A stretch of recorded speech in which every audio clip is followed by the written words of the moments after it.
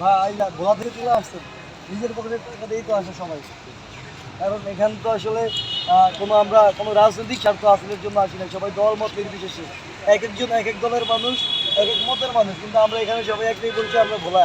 এই জন্যই আমাদের আসাতে ভাইয়ের কাছ থেকে আমরা একটু কথা শুনবো। এই লাইভে যারা রয়েছেন তাদের উদ্দেশ্যে একটু বলে দেন। সর্বোপরি প্রথম কথা হচ্ছে যে আমরা সবাই ভোলার মানুষ, এই কথা বলছে আমরা ভোলাইয়া। আর সবচেয়ে বড় পরিচয় হচ্ছে বর্তমানে আমাদের এটা। আজকে আমরা আমাদের একটা জাতিসত্তা আছে, আমাদের একটা পরিচয়, আমরা বাংলাদেশি। তার পরবর্তীতে আমাদের যে পরিচয় সেটা হচ্ছে আমরা ভোলাইয়া। কারণ আমাদের আলাদা আইডেন্টিটি নেই, আমাদের নিজস্ব সক্রিয় যে আইডেন্টি আছে। আর যেটা বলেছে যে হজের বিষয়টা, এটা অন্য কোনো প্রোগ্রাম না, সাত প্রোগ্রাম। আমি যদি এসে যদি কৃপণতা করি ভাই, সেটা যদি আমি করি। আর আসলে এখানে অনার মেনশন টু রাজা ভাই, আমাদের তো দেখেন এরা সবাই স্টুডেন্ট। যে যখন আমরা আসলে কোনো ব্যবসায়ী, আমরা প্রতি বলছি এখানে আমরা কোনো ব্যবসায়ীকে অন্তর্ভুক্ত করবো না। সেই প্রেক্ষিতে আমরা চেষ্টা করছি যে সবাই নিজের নিজ নিজ অবস্থান থেকে নিজের অবস্থানে আসলে ধরে রাখার জন্য।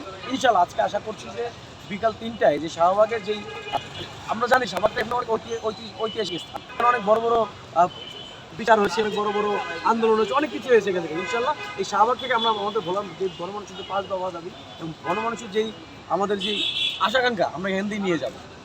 আর আপনার যারা ভাই ব্রাদার ফ্রেন্ড সার্কেল ঢাকায় রয়েছে তাদের অবশ্যই কাছেও যায়। অবশ্যই তাদের কাছে একটা, আমার শুধু ঢাকায় আমার ভাই ব্রাদার বন্ধু বান্ধব না, আমার যারা আমার আশেপাশে যারা আছে, মানে আমার সার্কেলে আছে, এসব সবাইকে আহ্বান থাকবে। এবং আমি তাদেরকে অলরেডি রিচ করেছি যে তারা থাকবে এবং তারা আসবে।